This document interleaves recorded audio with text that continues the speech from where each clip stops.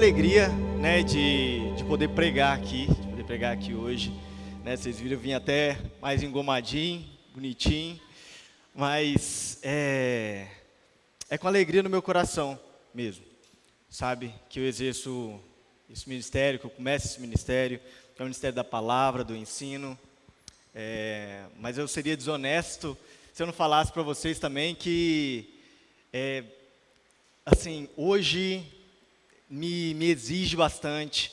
Eu fico ansioso, eu fico assim, nossa, eu quero dar o melhor, eu debruço assim, às vezes, lendo o texto e tudo mais, né, querendo entender o texto para poder passar o texto como o texto bíblico, como ele deve ser passado, e não só, mas para poder falar para a igreja aquilo que Deus quer falar para a igreja.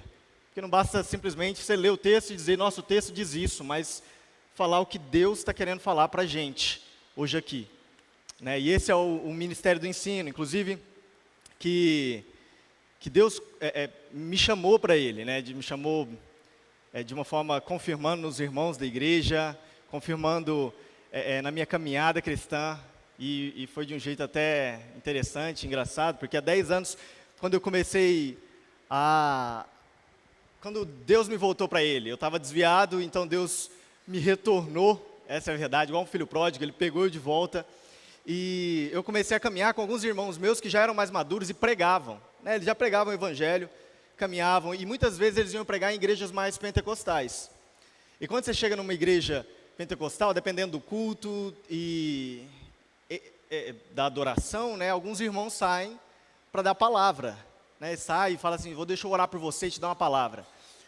E a verdade é que atingiam os da direita e da esquerda, mas nunca falavam comigo. Eles falavam com todo mundo, mas chegar para mim dar uma palavra, uma vez eu fiquei bravo, falei pro meu irmão, cara, ninguém fala ninguém dá uma palavra para mim. E meu irmão, ele me deu uma bronca, esse amigo meu, ele falou assim, cara, por que você está esperando isso? A gente tem, nem eu confio de fato no que eles estão dizendo, a gente tem a palavra, mergulha na palavra. E foi o que eu fiz, né? Tentei, fui ler, fui mergulhar na Bíblia, fui ler a Bíblia, fui orar, e fui indo, até que eu tomei uma certa até desconfiança, aversão por essas coisas assim, de alguém chegar e falar, eu vou te dar uma palavra. E aí eu ficava assim, escutava assim, não ia para mim, né, ia para os outros, eu falava assim, vai lá, meu filho, dá lá a sua palavra. E quando eu já estava assim, já não querendo mais, é interessante que outras pessoas vieram, e aí que começaram a falar assim, não, eu vou lá e dar uma palavra. Ainda assim, eu com o mesmo coração, alguém chegava para mim e falava, vou te dar eu estava orando por você e isso me veio no coração. Só compartilhava, alguém vinha, talvez numa oração, e vinha falar assim, nossa, eu quero te dar uma palavra que é sobre ensino, Deus tem te chamado para ensinar. E eu falava assim, amém, meu irmão, tá bom. E ficava assim, Deus, confirma, eu vou fazer aquilo que o Senhor falou para eu fazer, que é mergulhar aqui no ministério da palavra, vou crescer no Senhor e é isso. E enfim, isso aconteceu algumas vezes, o interessante é que aconteceu da mesma, tipo assim, falaram a mesma coisa, né? Mas era algo que já era claro para alguns que caminhavam comigo, assim, falando, dizendo, Leonardo, vai, né, se preparar, vai começar a crescer, para você poder fazer isso, né, exercer isso por amor a Deus. E esse é um dos motivos que isso consome meu coração. Mas tem um outro motivo, que inclusive é o que eu quero usar para introduzir hoje, que quando a gente vai se preparar para o ensino, ou a gente vai se preparar para o ministério pastoral, e eu escuto isso de muitos pastores, é que você pode cair no erro de querer fazer por você, ou de querer ser o maior. Né, no seminário, alguma das coisas que a gente quer, é muito chamada a atenção, e que de fato, a gente olha e fala assim, cara, a gente tem que se guardar disso, é da competitividade um com o outro. Né, ali está todo mundo se preparando para pregar e tudo mais, né, eu faço seminário, né, como muitos aqui sabem, e todo mundo se preparando para pregar, e tem o ponto da pregação, disso e daquilo, como que prega e tal, muitos ali são sommeliers de pregação. Existe um lado bom disso, que a gente tem que aprender, estrutura bíblica, estrutura de como ensinar, estrutura de como falar. Mas tem um outro que é a vaidade do coração, ou o desejo de querer ser o maior, num lugar que não funciona muito bem assim. Né? Isso pode acontecer no ministério pastoral, pode acontecer nos ministérios da igreja, pode acontecer na sua vida. E a minha pergunta para você é se você, em alguma área, tem querido ser o maior ou o melhor. Em uma espécie de competitividade mundana, que a gente pode dizer. Isso é muito nosso, é muito do ser humano. Né? A gente pensa as coisas assim. Né? Quem é o maior, quem é o melhor, como que é. E o nosso texto de hoje, ele nos remete justamente a esse pensamento. Se você puder abrir a sua Bíblia, em Mateus capítulo 18, versículos 1 a 9. Eu vou ler, e aí eu vou continuar batendo um pouco de papo, e a gente vai entrar no texto.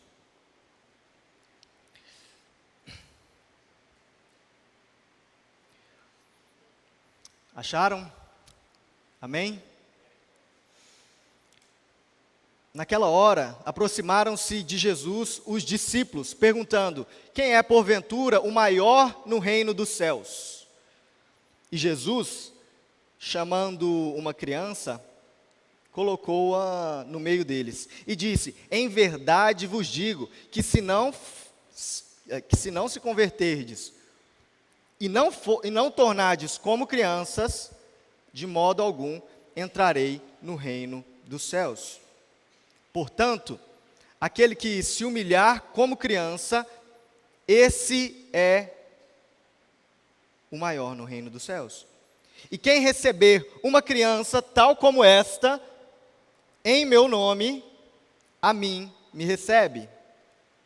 Qualquer um, porém, que fizer tropeçar a um destes pequeninos que creem em mim, melhor lhe fora que se lhe pendurasse ao pescoço uma grande pedra de moinho e fosse afogado na profundeza do mar. Ai do mundo por causa dos escândalos, porque é inevitável que venham escândalos, mas ai do homem pelo qual vem o escândalo. Portanto, se a tua mão ou teu pé te faz tropeçar, corta-o e lança-o fora. Melhor é entrares na vida manco ou aleijado, do que, tendo duas mãos ou dois pés, seres lançado no fogo do inferno. Se um dos teus olhos te faz tropeçar, arranca-o e lança-o fora de ti. Melhor é entrares na vida com um só dos teus olhos, do que, tendo dois, seres lançado no fogo do inferno. Vamos orar? Senhor Deus, meu Pai, obrigado, Deus, por Tua palavra. Obrigado, Pai, pelo que o Senhor tem feito já em nós. E hoje aqui, através dessa palavra, continue fazendo, Senhor Deus. Obrigado pelos pequeninos que o Senhor nos trouxe aqui. Os pequeninos que o Senhor agrega aqui, Senhor Deus. Eu te louvo por isso. E me usa as minhas falhas e incapacidades, Deus, para poder falar com aqueles que são seus pequeninos. Em nome de Jesus. Amém. E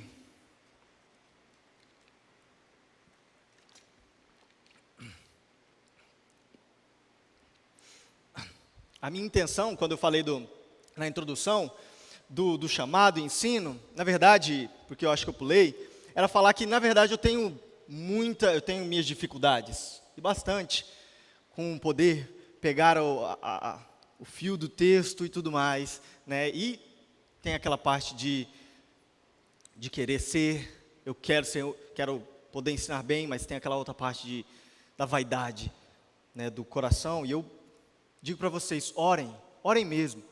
Orem pelos pastores de vocês, orem pelos cristãos que estão aqui dentro. Orem mesmo, sabe? Porque a oração de vocês tem poder para isso, para guardar os ministros do Senhor também dessas coisas, em nome de Jesus. E orem pela minha vida também. No texto que a gente leu aqui, a gente está vendo os discípulos chegarem para Jesus e perguntar, a pergunta que eu fiz ali agora há pouco: quem é o maior? Quem é o maior no reino de Deus? Essa pergunta ela está no contexto de Mateus 16. Né? Em Mateus 16, versículo 16, Pedro declara para Cristo que ele é o Cristo. E é uma declaração tremenda e maravilhosa que todos nós conhecemos, né? Tu és o Cristo. Ou seja, os discípulos entendiam que Jesus era o Filho de Deus, era aquele que era grandioso, o Rei dos Reis, o Senhor dos Senhores. Né? Só que o que eles não entendiam era de fato a obra de Jesus ainda na terra. Porque alguns versículos depois, Pedro faz uma outra declaração, né? Jesus fala sobre a cruz, o ministério da cruz dele, que ele viria a padecer, e Pedro diz assim, não, calma, né? Parafraseando Pedro, não, calma, não é assim. E Jesus olha para ele então e diz, arreda-te de mim, Satanás. Eu fico imaginando que escutar isso de Jesus não devia ser legal, não. Né? Eu acho que, imagina você escutar isso no meio da igreja, alguém, chega um pastor, chega um líder, chega e fala assim, arreda-te de mim, Satanás. Você fala, não, mas para quê também? Você podia só explicar, você ia falar aqui. Mas Jesus, precisava disso? Mas a declaração é porque Pedro não estava vendo com os olhos que Jesus tinha para a obra, não estava vendo com os olhos que ele deveria ver. Ele ainda não tinha enxergado, né, sobre o Senhor, a obra do Senhor e também a obra da igreja, que por isso que essa pergunta aparece, e aparece várias vezes no ministério de Jesus, basicamente persegue Jesus pelos discípulos, quem é o maior, quem é o maior. Quando a gente chega no capítulo 18, a gente tem um sermão de Jesus ensinando sobre quem é o maior na igreja, ou né, sobre o que é igreja, o que é o caráter da igreja e a autoridade da igreja, que provavelmente quando você escuta, você já pensa com a cabeça mundana, o caráter, a autoridade. Mas no que a gente acabou de ler, a gente já viu que esse caráter se trata de humildade, de sermos humildes, e a autoridade é de uma criança, ou seja, está totalmente basada no pai. Esse é um dos sermãos de Mateus, né? O quarto, é dividido em 5 sermões, e a gente vai estudar o início agora do quarto. E eu quero trazer 3 ensinamentos dessa passagem que a gente leu. Ou melhor, a gente vai estudar o ensino, a gente vai passar pelo ensino, pelo início desse capítulo, entendendo um pouquinho como é que é isso. O que é ser igreja, o que é ser um maior na igreja, o que é como que a gente deve lidar uns com os outros. Eu acho interessante que o título, o tema do ano que vem, não sei se eu estou dando spoiler, mas já falou que é o poder do Evangelho. E se a gente vai pregar o poder do Evangelho incisivamente no ano que vem, isso quer dizer que nós estamos pensando em pessoas entrarem aqui, esperando escutar do Evangelho. Novos cristãos, novos crentes, pessoas precisando ser restauradas, e não só escutar, não vamos ser ingênuos, mas ver em nós o Evangelho vivo. Ver na gente. Vocês estão entendendo o que a gente está fazendo? O que a gente vai fazer com a gente? Essa é a nossa intenção, de pregar o poder do Evangelho. E aí Jesus vem nos ensinar dizendo assim, para a gente ser comissionado, porque isso aqui vem antes da grande comissão, então para a gente ser comissionado, primeiro gente, vamos ver aqui, o que é, vocês precisam de aprender isso aqui, precisam de aprender o que é ser um cristão e o que é ser igreja. E os discípulos ainda não tinham entendido. E diante da falta de entendimento dos discípulos, então Jesus ensina que o cristão, ele é semelhante a uma criança. E se não formos semelhantes a uma criança, se não somos como uma criança, nem no reino de Deus nós entraremos. O versículo 2 diz que Jesus chamou uma criança e colocou ela no meio deles. Essa criança provavelmente de 3 a 4 anos, né, e Jesus disse, ele diz, em verdade vos digo, no versículo 3, se não vos converterdes e não vos tornardes como crianças, de modo algum entrarei no reino dos céus. o que Jesus está querendo dizer para a gente quando Ele fala que se não nos tornarmos como crianças? Jesus, Ele entende muito bem, Ele não está excluindo a malícia de uma criança. Eu tenho um sobrinho que tem 3 anos de idade e ele sabe muito bem já como conseguir determinadas coisas. O que Jesus está dizendo é que, para aqueles discípulos que estão perguntando como ser o maior, é que nós, e dizendo para eles, e para nós agora, que nós precisamos de depender como uma criança depende, nos humilhar como uma criança se humilha, porque uma criança ela é totalmente dependente, uma criança de 3 a 4 anos, ela é totalmente dependente dos pais e ela não tem vergonha, e ela não esconde isso de ninguém, pelo contrário, ela sabe muito bem disso, ela sabe da dependência dela. Muitas vezes a gente, na caminhada cristã, ou crescendo na caminhada cristã, a gente se acha um pouco independente de Deus, capazes até de falar, não, deixa aqui que a gente faz.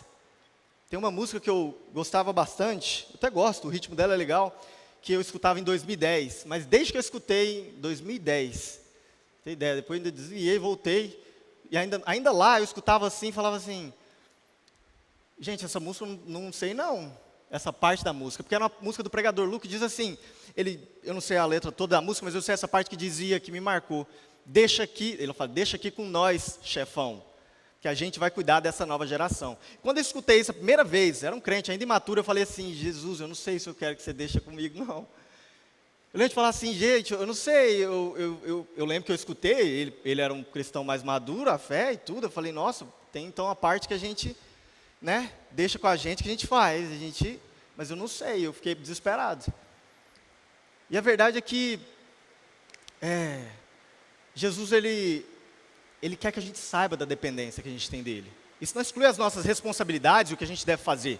Inclusive, vamos até falar um pouco delas agorinha.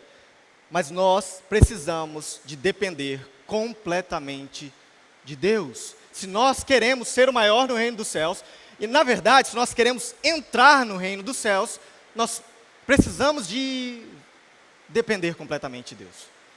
Isso talvez seja uma forma até de você avaliar a sua própria vida. De avaliar onde você tem dependido do Senhor, até onde você depende do Senhor. Se isso é um ponto delicado para você. Precisamos ser como crianças que são vulneráveis, totalmente dependentes de Deus para nos proteger. E então Jesus diz, e quem receber uma criança tal como esta, em meu nome, a mim me recebe. Nós percebemos que crianças aqui que Jesus está falando, não são só crianças, mas os pequeninos que creem nele, os pequeninos que creem em Jesus. É desses que ele está falando. É disso que a gente está falando hoje aqui. Os pequeninos que creem em Jesus. Eu, vocês, se cremos em Cristo, devemos depender totalmente de Cristo. E ele diz que o nome dele está em nós, que quem recebe aqueles que são pequeninos, esses são pequeninos, recebe o próprio Cristo. Quem rejeita eles, portanto, da mesma forma, rejeita Cristo. Paulo lá no caminho de Damasco, né, que a gente sabe, ele chamado Saulo lá naquela época, ele está caminhando, o apóstolo, o missionário está caminhando, ele não era apóstolo ainda, né, fariseu está caminhando, perseguindo a igreja, perseguindo os pequeninos de Jesus. E Jesus então aborda ele ali, e ele não fala assim, Paulo, ou Saulo, por que você está perseguindo os cristãos? Paulo, Saulo, por que você persegue a igreja? Não, ele diz, Saulo, Saulo, porque você me persegue. Uma analogia simples é que se você mexer com uma das crianças que estão lá no ministério infantil, eu tenho certeza que o pai e a mãe dela ficariam muito bravos com você. Se você também cuidar de algum desses, eu tenho certeza que o pai e a mãe dela também ficaria muito feliz com você por fazer isso. Isso é óbvio.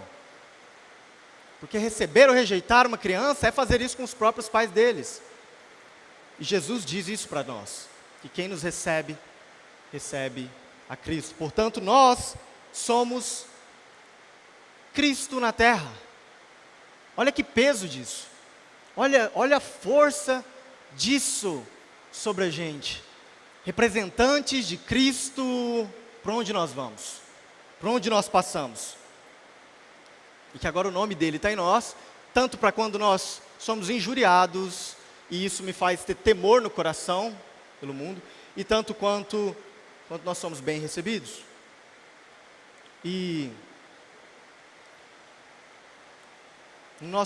a segunda parte, porque esses, pequeninos que são de Cristo, são protegidos por Cristo, e portanto nós somos protegidos por Cristo e devemos proteger uns aos outros. E a gente entra na passagem seguinte, nos versículos seguintes, que são palavras bem duras de Jesus. São palavras muito duras que ele dá. Ele diz que qualquer um que fizer tropeçar a um desses pequeninos, melhor é que morresse. E aqui, o foco de Jesus, ele está focando bastante no mundo mesmo, mas o capítulo inteiro está falando da igreja, e portanto nós devemos olhar para nós mesmos, e então vamos olhar para o mundo. No nosso catecismo maior, a gente tem uma pergunta interessante, que fala da intensidade dos pecados. Pergunta 151. E lá vai dizer que a intensidade de alguns pecados está de acordo com a maturidade de alguns na fé. Alguns que são mais velhos na fé vai ter mais intensidade, dependendo do tropeço, do pecado, do que alguns novos na fé. Quando a gente passa por essa passagem aqui, nós devemos ter o cuidado no nosso coração. Se vamos receber novos cristãos, e recebemos novos cristãos, devemos ter o zelo de cuidar de cada um deles, de cada um dos que entram aqui. Devemos ter o zelo de revelar Cristo para eles, revelar o reino de Deus. Na forma que a gente faz, na forma que a gente fala, na forma que a gente guarda o nosso coração de pecar contra eles. Porque crescendo então no Evangelho, a gente deve guardar os que são pequeninos. Devemos guardar os menores. Ao invés de fazer pouco caso desses. Para que essa palavra, de fato, não se volte em nós. Qualquer que fizeram tropeçar um desses pequeninos. É duro isso que Jesus diz. E, portanto, devemos olhar assim. E não só para os novos na fé, mas uns para os outros. Como a gente olha uns para os outros. Nos guardando de pecados. Nos guardando de tentações ou de tentar alguém. Porque podemos tentar diretamente, podemos tentar indiretamente, podemos tentar, ou melhor, podemos ser um mau exemplo a alguém.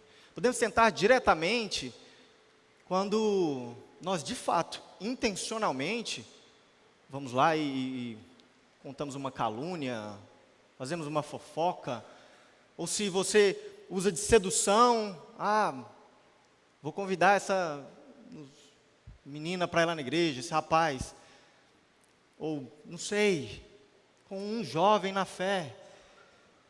O que ele está vendo em nós é Cristo.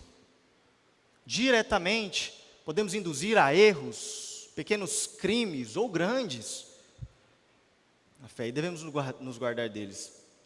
E indiretamente, quando a gente pode talvez gerar ira nos nossos irmãos, gerar, não sei, descaso, ou a gente simplesmente não nos importarmos, alguém que entra aqui dentro e sai, a gente não dá a devida importância que deveria dar. Graças a Deus a gente tem um ministério de recepção que faz isso, e faz isso muito bem, glória a Deus por isso. Mas nós devemos incumbir da responsabilidade da mesma forma. Se entra, a gente fala assim, eu quero ir lá, eu quero receber, cadê os que estão recebendo? Porque é Cristo que os recebe assim. E também fazendo um mau exemplo na nossa própria vida, seria um.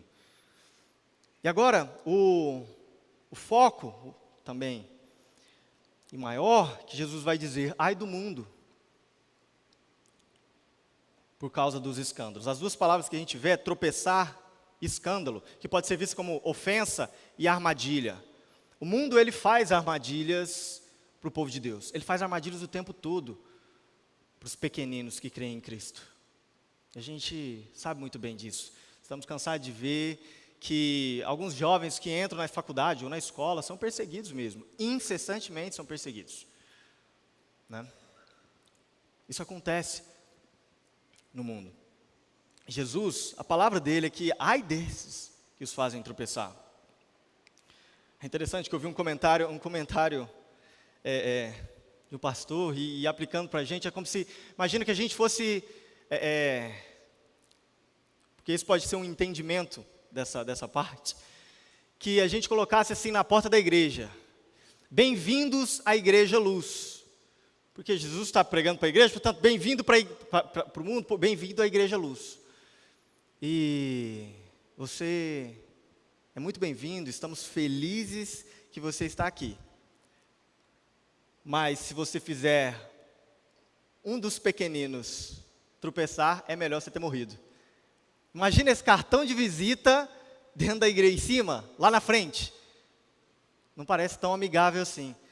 Não parece tão legal. Porque o intuito de Cristo aqui não é a gente ir para o mundo ou falar para o mundo e jogar maldições para o mundo. Jogar pragas no mundo. Não é esse o ponto. Esse já está feito.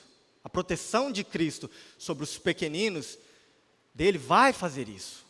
O que deve gerar no nosso coração temor, inclusive, né, quando somos injuriados ali. Por quê? Porque é essa palavra que está em cima.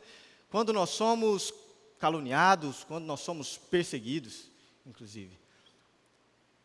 Ainda mais se acontecer por pessoas que você gosta, que você ama, que são amigos seus. Porque é essa palavra que está em cima deles. Nosso desejo deve ser que eles se arrependam, e logo. Mas Jesus disse que isso vai acontecer, os tropeços vão acontecer. De fato, na caminhada cristã, vai acontecer tropeços. A gente caminhando, a gente vai ver gente tropeçando, vai ver crente tropeçando. Nós vamos tropeçar uma vez ou outra. E devemos voltar atrás. E talvez, creio que vamos fazer gente tropeçar. E o que é que a gente faz então? Se lembra dessa passagem aqui? Corre, porque lá na frente desse capítulo mesmo vai dizer para você se acertar com seu irmão. Corre para ele, se acerta, mostra um coração arrependido, mostra que você voltou atrás, se você fez isso, se você tem alguém na sua vida que você fez tropeçar, volta lá atrás. Volta lá e pede perdão. E o terceiro ponto que eu quero falar nós hoje é que, uma vez que nós somos esses pequeninos, que creem em Cristo, revelam Cristo, estão caminhando para o reino dos céus, tem um lugar lá, e lá qual o tamanho, nosso lugar, mas temos um lugar com Cristo, e portanto Ele nos protege, Ele nos guarda, Ele cuida de nós, e nós devemos aprender e fazer o mesmo uns com os outros, mas nós sabemos que a caminhada tem tropeços e agora, portanto, nós devemos nos guardar dos tropeços. A gente deve se guardar das nossas tentações, das tentações que estão ao nosso redor. E Jesus usa uma hipérbole, né, dizendo, portanto, se o teu pé te faz tropeçar, arranca ele fora. Mas se você aparecer aqui sem o pé na semana que vem, não vai fazer você entrar no reino dos céus. Se eu chegar e falar assim, cara, eu quero tirar o meu olho, não vai fazer eu entrar no reino dos céus por isso. O que Jesus está fazendo é uma comparação, é uma hipérbole, é um exagero no sentido de falar assim, mas comparando com a tentação que está ao nosso redor, com aquilo que te tenta, aquilo que pode te fazer cair, ou aquilo que pode fazer você tentar o outro. E aí você tem que olhar e falar assim, eu tenho que cortar isso de uma vez. Ah, mas é só uma fofoquinha, é só uma conversinha. Ah, mas eu só vou dizer, ele é um novo na fé, eu preciso só dizer que a Bíblia contém a palavra de Deus. Ela não é a palavra de Deus. Acho que esse ensinamento, depois ele vai descobrir. Posso dizer isso. eu posso dizer para ele um ensinamento que não é verdadeiro. Não, se guarda de instruir mal, se guarda de ensinar mal, se guarda de ser um mau cristão para aqueles que estão ao seu redor e te vendo, porque eles estão olhando e vendo Cristo. Nós devemos nos guardar. Eu devo me guardar de ser um mau cristão para quem está me enxergando. E como essa palavra, quando eu estava lendo, me constrangeu. Porque eu sou de fato totalmente dependente de Cristo até para isso. Ou melhor, ainda mais para isso. Para revelar Cristo, para mostrar Jesus para os que estão ao meu redor. E devemos caçar as tentações que estão nos cercando, que estão cercando a gente aqui ao redor. E falar, deixa eu tirar ela daqui, deixa eu tirar ela de lá, vai para aqui, vai para lá. Para que Deus tenha prazer de nos abençoar. E de fazer o reino dele crescer. E que nós não sejamos comparados a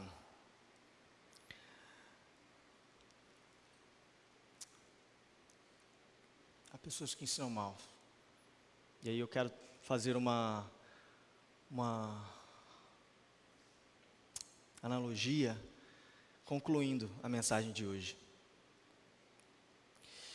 Que, estudando essa passagem, eu me deparei com um livro. O livro chama Oliver Twist, de Charles Dickens. Não sei se alguém aqui conhece. Ele foi escrito em 1938, isso mesmo. E é um livro muito interessante. Fui ver a sinopse do livro e tudo mais, mas tinha um filme de 2005. Eu coloquei lá para assistir, né, tive que assinar uma plataforma rapidinho, aquelas assinaturas relâmpago, você faz 7 dias, depois você tira. Para assistir o filme. Mas eu já comprei o livro, porque eu falei, eu tenho que ler esse livro. Parece que é muito interessante. Oliver Twist, que é o nome do filme, e o nome do personagem do filme é uma criança. E essa criança, ela começa no filme com a mãe dela, dá à luz a ela e morre, muito debilitada. A gente não sabe exatamente por quê, da onde que a mãe dela vem, o que acontece. Então essa criança ela vai para um orfanato. E, bom, entre tantas críticas que Charles Dickens está fazendo ali, né, ele está fazendo um orfanato para o judiciário também, e no orfanato ela é muito maltratada. Uma das coisas que acontece é que ele pede comida de novo. Ele fala assim, ele comeu, mas ele está com muita fome, e ele vai lá e fala assim, eu queria repetir, eu queria comer de novo. E eles fazem um escândalo gigante. Ele quer comer de novo. Como assim ele quer comer de novo? E ele apanha muito, o menino apanha bastante. E então querem levar ele para outro lugar, que é um lugar pior ainda, para ver se ele aprende. E ele não vai, mas vai para uma casa que judia dele bastante. Depois ele resolve fugir. Foi escrito na Inglaterra, no contexto da Inglaterra, ele resolve fugir, sair de lá e ir para Londres. E ele vai andando. No caminho, ele sofre muito indo no caminho para Londres. E quando ele chega lá em Londres, um outro rapaz, um pouco mais velho que ele, o encontra. E vê que ele está ali, meio jogado ali numa escada, e fala, você quer comer? Ele quer comer. Ele, não, então, de onde você vem e tal, conversa, e começa, então, cuidar desse menino. Mas esse rapaz, ele é como que a gente chama, é pickpocket. Alguém já escutou falar disso? Pickpocket são pessoas que roubam sem você ver as coisas assim, ó. Pegam, né, você está aqui, ele vai lá e tira, né, na França, ali na Europa, está acontecendo bastante, até um fenômeno, com meninas adolescentes fazendo isso. E lá no filme, né, você vê que já é 200 anos, e lá no filme isso acontecia, era um grupo de adolescentes que faziam isso. Mas esse grupo era ensinado por um outro homem, que no livro parece que é um judeu, e ele é bem feio assim no filme, mas ele ensina todas essas crianças a roubarem, né? E por um lado ele cuida da comida e tudo mais, mas ele ganha dinheiro ensinando essas crianças a serem pickpockets. O personagem principal não tem qualquer habilidade para lidar com roubo. Inclusive, ele vai participar do primeiro roubo dele, ele vai preso. E é maltratado, e aí acaba que dá certo para ele ali, ele vai parar numa casa que é uma casa muito boa, mas ele nessa casa muito boa é tirado de lá pelos ladrões que antes cuidavam dele. E, novamente, ele está em cárcere privado, porque eles tinham medo de descobri-lo e por aí vai. E a vida desse menino é basicamente assim, você vê o sofrimento dele, e você vê pessoas ensinando ele a fazer o que ele não devia. Depois, eu não vou dar o spoiler daqui para frente, depois se você quiser, você continua assistindo e assiste o filme ou lê o livro, né, do que acontece. Mas é muito interessante comparar. E às vezes no filme mesmo, ele é levemente, eu acho que Charles Dickens não era cristão, eu li um pouco sobre a vida dele, ele não aparenta ser cristão, mas no livro ele é comparado. Vez ou outra saem umas frases, como quem diz assim, olha só, ele daria um perfeito cristão. Isso a gente está falando de 200 anos atrás, lá na Inglaterra. Olha só, ele veio calado como um cordeiro para cá. Eu, vendo o filme, eu me enchia de emoção assim mesmo, sabe? Por imaginar que essa é uma realidade que não só pode existir, mas como existe. E que, na verdade, quando a gente lê essa passagem aqui, Jesus está dizendo para nós que nós, assim como Oliver Twist, devemos ter a inocência. Oliver Twist é muito bom falando já um pouco do final, depois as coisas dão certo para ele, mas ele ainda assim chega um momento que ele quer que aquele cara que maltratou ele seja perdoado. Você fica até indignado, honestamente, você fica indignado com o Oliver, você fala assim, como assim, mas me constrangeu isso. Ele agradece o cara, ele agradece pelos cuidados dele e grita assim, pedindo para Deus o perdoá-lo. Basicamente é só um pedacinho do final do filme. Mas, aplicando para a gente, ou trazendo essa ilustração, talvez a gente a gente talvez seja muito distante de um Oliver. Mas nós devemos buscar, de fato, sermos inocentes diante do mundo, sermos dependentes, completamente dependentes de Deus, sabendo que Ele vai cuidar da gente. Sabendo que muitas vezes nós vamos ser injuriados, vamos ser perseguidos, isso vai acontecer. Talvez aconteça com alguém que entre aqui, talvez aconteça no nosso meio. Aqui no nosso meio a gente tem que buscar, tratar uns aos outros como pequeninos de Cristo, uns aos outros como crianças, olhando, indo tentar reparar o erro, mas lá fora isso vai acontecer, né? Nós sabemos o que acontece, e nós precisamos de saber que isso acontece, e é isso que diferencia o reino de Deus do mundo. É essa união dessas pessoas, é a comunhão de pessoas, sim, que são como crianças, que são os pequeninos que creem em Cristo e que juntos, orando, totalmente dependentes de Deus, se ajudando, se cuidando e buscando cuidar dos que chegam, entende? Triunfam, não porque são cheios de conquistas, afinal uma criança não chega para uma criança de 3 anos e diz, que incrível, o seu doutorado em Cambridge. Faz sentido, ela não tem, e ela sabe que não tem. Não é que nós não vamos ter grandes conquistas, mas nossa esperança não está nessas coisas. Como uma criança está só no pai, nós estamos dependentes. Portanto, seja dependente, totalmente dependente, como uma criancinha depende dos pais.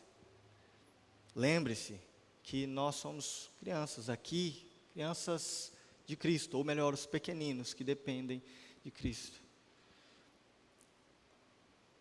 Ele se ofende quando alguém faz um dos seus pequeninos tropeçar, e ele se ofende bastante, como a gente viu. E também, portanto, não seja nunca instrumento de tropeço para um dos pequeninos, tanto eu em vocês. para que, né, nós tenhamos união no corpo de Cristo e para que essa palavra não esteja sobre nós. Mas se lembre que os escândalos eles vão vir e que tem crente que vai tropeçar, né? Mas nós temos que nos guardar de ser agentes, de fazer os outros assim. Amém? Vamos orar? Já. Senhor Jesus, obrigado por essa manhã. Tenha graça e misericórdia de nós, Pai, como teu povo, tão amado e tão protegido por você, como um pai protege uma criança, como um pai ama uma criança. Nos ajude, Deus, a perseverar, a prevalecer e a agir uns com os outros, como quem olha para crianças, querendo proteger, querendo cuidar, querendo ser pacientes, querendo ensinar, querendo ir adiante. Nos ajuda, Pai, a sermos humildes, a nos humilharmos diante do Senhor, a sermos vulneráveis com o Senhor, totalmente vulneráveis, totalmente dependentes. A crescermos em maturidade em Ti, Deus, mas sem perder, Pai, esse coração que o Senhor nos pede.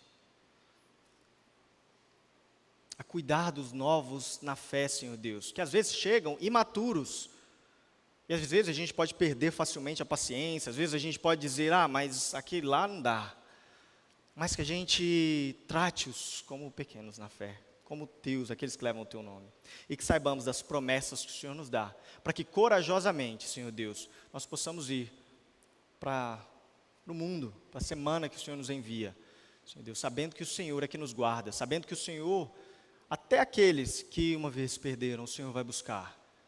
O Senhor vai buscar cada um e trazê-los de volta. E que trazendo eles de volta, nós possamos, Deus, ser assim como o Senhor nos pede. Sabe? Para eles, precisamos cuidar. Em nome de Jesus. Amém.